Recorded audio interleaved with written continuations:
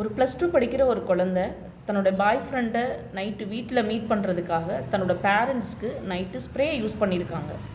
ஒரு 1 மந்த்தாக இதை ஃபாலோ பண்ணிகிட்டே இருக்காங்க. அது பேரண்ட்ஸ்க்கு தெரியாமல் ஒரு குறிப்பிட்ட ஸ்டேஜில் அவங்க அதை கண்டுபிடிச்சி நம்மளுடைய கவுன்சிலிங் சென்டருக்கு கூட்டிகிட்டு வந்திருக்காங்க. ஸோ இதை நினைக்கும் போது சிரிக்கிறதா, அழுகிறதா, இல்லை ரொம்ப வேதனைப்படுறதானே தெரியல. ஸோ பேரண்ட்ஸ் ப்ளீஸ் உங்கள் குழந்தைங்கள ரொம்ப கேர்ஃபுல்லாக வளங்க. அவங்களோட ஃப்ரெண்ட் சர்க்கிள் எப்படி இருக்குங்கிறத அப்பப்போ நீங்கள் உங்கள் குழந்தைங்கள்ட்ட கொஞ்சம் பேசுங்க, கேளுங்க. உட்காந்து உன்னோட ஃப்ரெண்ட் எப்படிப்பட்டவங்க அப்படின்னு கேளுங்க. அவங்களுக்கு கொஞ்சம் கேர் பண்ணி பாருங்கள்.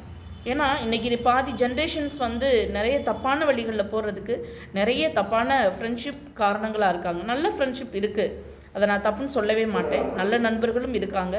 ஸோ உங்கள் குழந்தைங்கள ப்ளீஸ் கொஞ்சம் கேர்ஃபுல்லாகவே பார்த்துக்கோங்க. இன்றைய ஜென்ரேஷன் அழிவை நோக்கி போயிட்டே இருக்குது. இது ஒரு அற்புதமான பதிவு.